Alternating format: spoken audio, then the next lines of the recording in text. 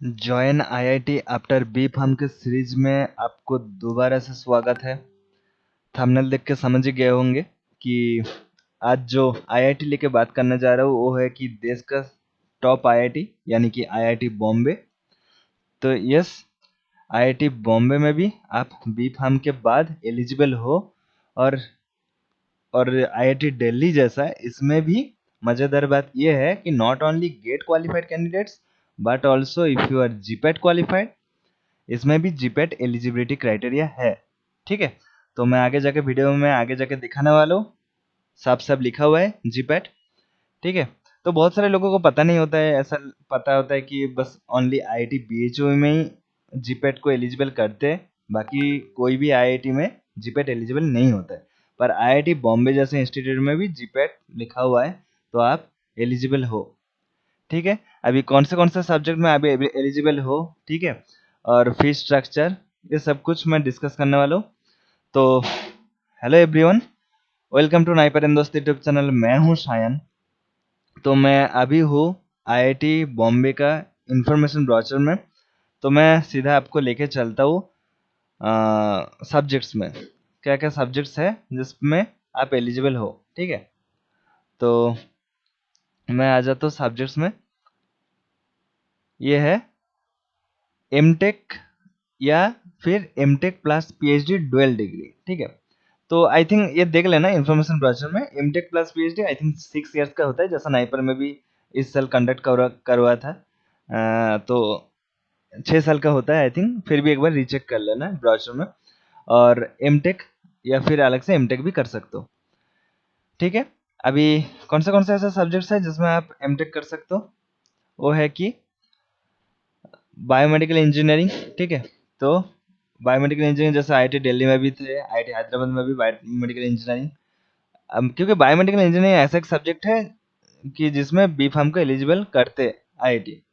आप सबको पता ही है कि आईआईटी बीएचयू छोड़कर फार्मेसी मतलब एम फार्म कहीं पे भी नहीं होता है। ठीक है, तो आपको जाना है तो एमटेक ही करना है, एम फार्म तो नहीं होता है। ठीक है, और जहाँ पे एम फार्म नहीं होता है तो बाय डिफॉल्ट स्टूडेंट समझ लेता है कि वहाँ पे जीपेट तो एलिजिबल नहीं होगा, क्योंकि एम फार्म होगा तभी जाके जीपेट एलिजिबल होगा। बट ऐसा नहीं है। ठीक है, इधर एमटेक करोगे पर जीपेट एलिजिबिलिटी क्राइटेरिया में है। और क्या है, बायोमेडिकल इंजीनियरिंग छोड़ के एजुकेशनल टेक्नोलॉजी। ठीक है, अभी मैं चलता हूँ एमएस बाय रिसर्च, इसमें हेल्थ केयर इंफॉर्मेटिक्स KCDH एक क्वाइटा सेंटर है। हाँ ठीक है, मैं आगे जाके दिखाने वाला हूँ।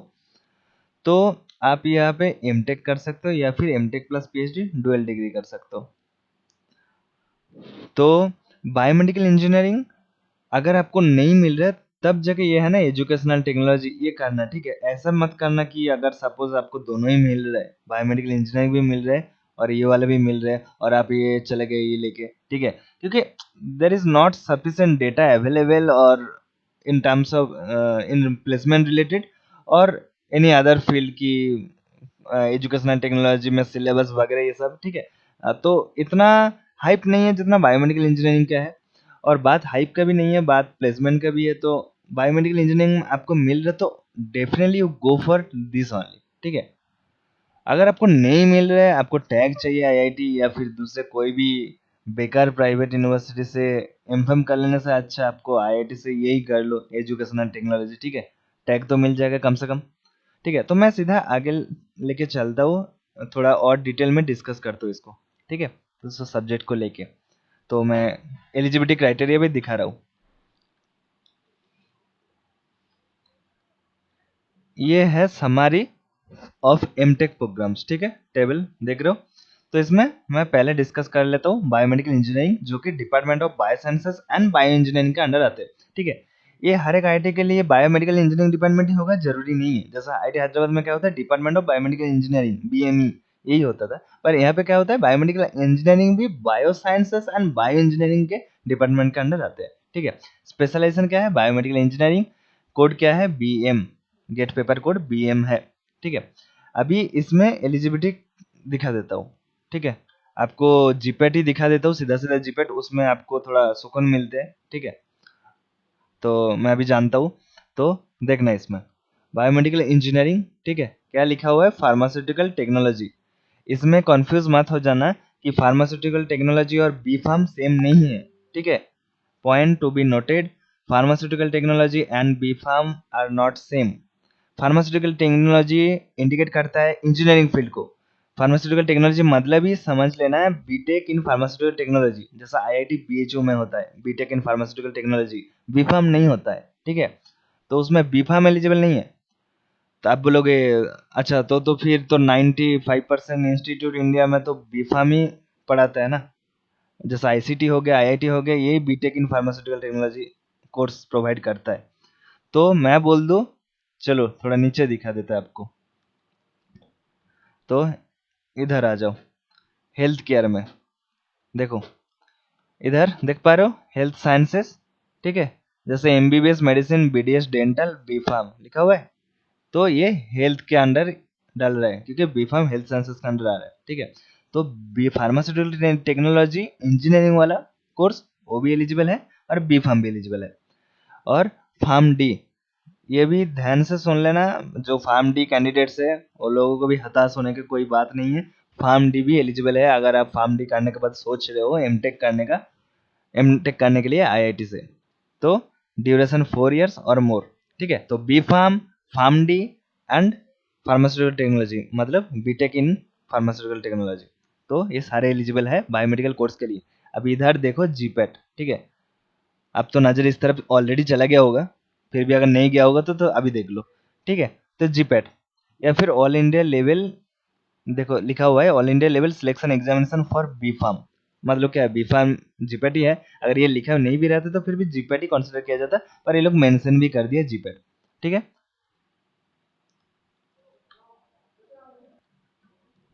अभी मैं एजुकेशनल टेक्नोलॉजी वाला वो वाला सब्जेक्ट मैं दिखा देता हूँ, ठीक है।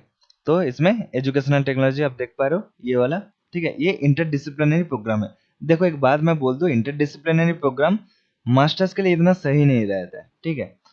हाँ अगर आपको कुछ नहीं मिल रहा है, ये मिल रहा है तो definitely you can go for it. But अगर बायोमेडिकल मिल रहा है तो डेफिनेटली बायोमेडिकल के लिए ही जाओ। ये इंटरडिसिप्लिनरी प्रोग्राम होता है। इंटरडिसिप्लिनरी प्रोग्राम जब आप पीएचडी करने जाओगे तब बहुत अच्छा अपॉर्चुनिटीज ओपन करता है आपको, आपके कैरियर में। पर अगर जब मास्टर्स के लिए जाते हो तो इंटरडिसिप्लिनरी प्रोग्राम थोड़ा लैग करता है। जो टिपिकल एमटेक कोर्स होता है या टिपिकल एमफार्म उसमें जाना है, इंटरडिसिप्लिनरी में मास्टर्स में मत जाना, ठीक है। तो ये एक्सपीरियंस मतलब मेरा ऑलरेडी फ्रेंड से ही मैं ये एक्सपीरियंस लिया हूँ। वो खुद जो इंटरडिसिप्लिनरी प्रोग्राम लिया है वो खुद ने बोला है कि इंटरडिसिप्लिनरी प्रोग्राम से बेटर डेडिकेटेडली एमटेक करना है या फिर एमफार्म करना, ठीक है। पीएचडी के लिए बेटर होता है।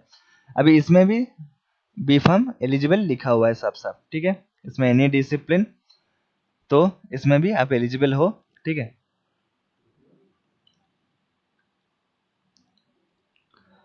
और जो मैं बोल रहा था केसीडीएच वाला, बोल रहा था ना मैं, MS bye research health care informatics में आप कर सकते हो, ठीक है। इसमें भी देखो बी फार्म एलिजिबल है। तो केसीडीएच क्या है, क्वाइटा सेंटर फॉर डिजिटल हेल्थ, केसीडीएच, ठीक है। इसमें भी बी फार्म एलिजिबल है और इधर भी लिखा हुआ है जीपेट, ठीक है।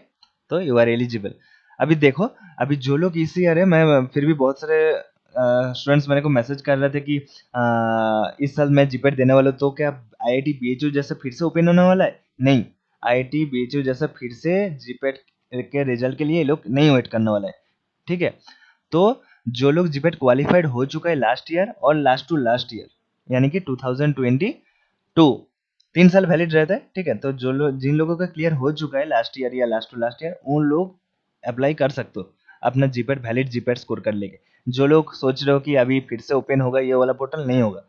तो अगर आप गेट क्वालिफाइड कर चुके हो तो उधर डाल सकते हो। अगर जीपेट अभी तक नहीं हुए तो जीपेट दो, अगर उसके बाद क्वालिफाई हो तो अगले साल के लिए ही कर पाओगे, ठीक है। ये आपको एक बार तो पता तो चल गया, ठीक है। तो उसके लिए आपको ड्रॉप लेना पड़ेगा अगर आईआईटी ही चाहिए आपको, ठीक है। ये लास्ट डेट है 5 अप्रैल, ठीक है, आईआईटी बॉम्बे का 5 अप्रैल डेडलाइन है। बिना फाइन का, अगर फाइन देके भरना चाहते हो तो पैसा ज़्यादा लगता है। 10 अप्रैल तक वो लोग अलाउ कर रहे हैं, 10 अप्रैल तक फॉर्म फिल करने के लिए, ठीक है। समझ गए हो? अभी फिर भी मैं दिखा देता हूँ, इधर देखो एडवर्टाइजमेंट, ठीक है, ऑन आईआईटी वेबसाइट, क्योंकि सीओईपी का पोर्टल तब चालू हुआ हो गया था 18-19 मार्च को, ठीक है। तो उसके बाद ही शुरू हुआ है एप्लीकेशन लेना, ठीक है। तो विदाउट लेट फाइन, अगर लेट फाइन भरना नहीं चाहते हो तो 5 अप्रैल तक है लास्ट डेट, ठीक है। अगर लेट फाइन भरना चाहते हो तो 10 अप्रैल तक, मतलब 10 अप्रैल तक आप कैसे ना कैसे करके तो भर तो सकते हो, ठीक है, 5 बजे तक, ठीक है। तो ये एज पर COAP शेड्यूल पता ही है कि COAP पोर्टल में ही दिखाता है क्या कौन सा सब्जेक्ट मिल रहा है नहीं मिल रहा है, ठीक है। ये सब अलग है फॉर TA, ये टीचर असिस्टेंटशिप्स के लिए, ये आप अब स्टूडेंट्स के लिए नहीं है, ठीक है।